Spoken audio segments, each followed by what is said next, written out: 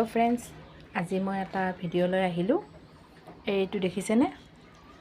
এই ডালটো, এই গছটো চিনি পাইছেনে?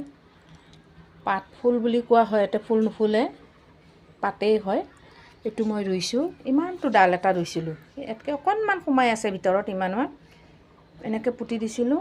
চাওক, নিজে নিজে এতিয়া ব্ৰাঞ্চ দুটা ওলালে। দেখিছে? এনেকৈ ৰুলেও হয়।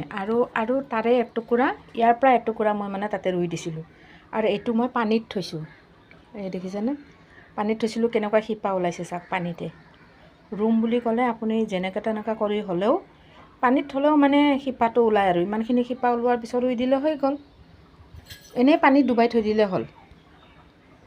10 দিনমান থাকিলে ইমান ডাঙৰ ডাঙৰ শিপা ওলাই যায়। ইয়াৰে এটুকুৰা মই ইয়াত ৰুইছিলোঁ। এয়া ৰুই দিওঁতে, এইটো টেমা, সৰু টেমা ৰুইছিলোঁ। ৰুওঁতে ইমানখিনি ওলাল চাওক, কিমান ধুনীয়া ওলাইছে নহয় জানো?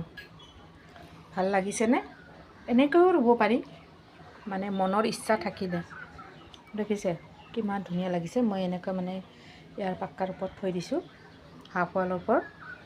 কেনেকুৱা লাগিছে বাৰু? ভাল লাগিলে লাইক, কমেণ্ট, ছাবস্ক্ৰাইব কৰি দিব। লগতে শ্বেয়াৰ কৰিব নাপাহৰিব। আজিলৈ আহিছোঁ, বাই বাই।